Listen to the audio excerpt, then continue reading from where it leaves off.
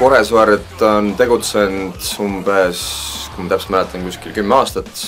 Me oleme käinud temaga põhimõtteliselt naaberriikides, Soomes, Läti, Leedu, Poola, et põhimõtteliselt tiirud on meil kõik seal.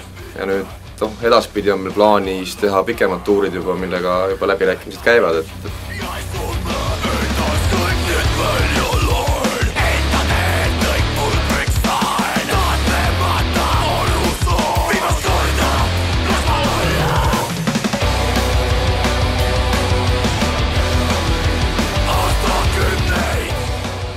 Ma räägin vene keelt, inglise keelt ja need on siis suhtlustasandil ja soome keeles saan ka aru. Ma tahaks osata või õppida kindlasti saksa keelt, sest et tundub, et Saksamaa metalskeene on päris suur, et turg on seda päris hea, et madalamaades samuti saab väga hästi saksa keelega hakkama.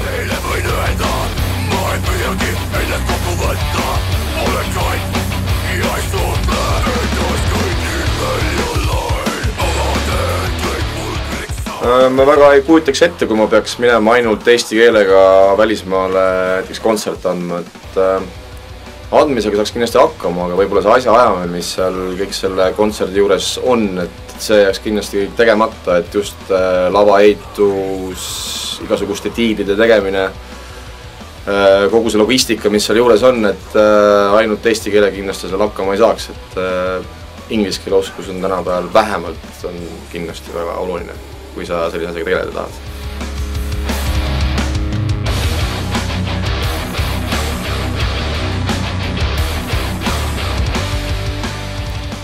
Kui sa ei oska näiteks inglise keelt, siis sa ju isegi ei tea, mis tähendab death metal, eks.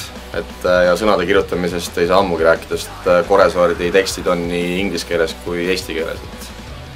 Et õppige keeli!